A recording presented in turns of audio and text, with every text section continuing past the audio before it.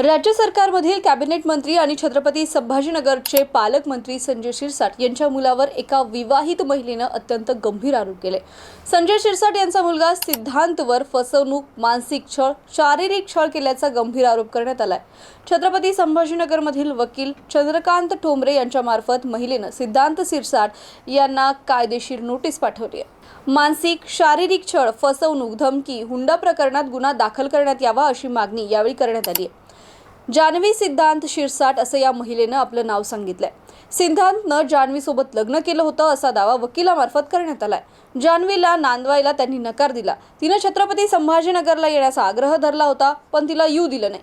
तिला मुंबईत राहायला सांगितलं। तिथे त्या महिलेवर अन्याय, अत्याचार करण्यात आला असा दावा वकील चंद्रकांत ठोंबरे यांनी आपल्या आरोपामध्ये केलाय। चेंबूर इथं वडिलांच्या नावावर फ्लॅट आहे। तिथे 2 वर्षांपासून जान्हवीसोबत सिद्धांतनं लग्न करून तिथे राहतायत।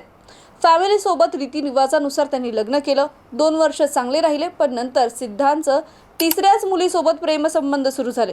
त्यानं जान्हवीकडे दुर्लक्ष केलं, मानसिक छळ सुरू केला, इमोशनल ब्लॅकमेलिंग तो करायचा। तिला संभाजीनगरला त्यानं कधीच येऊ दिलं नाही। छत्रपती संभाजीनगरला आलीस तर तुझं तंगडं तोडून देईन अशी धमकी तिला देण्यात आली।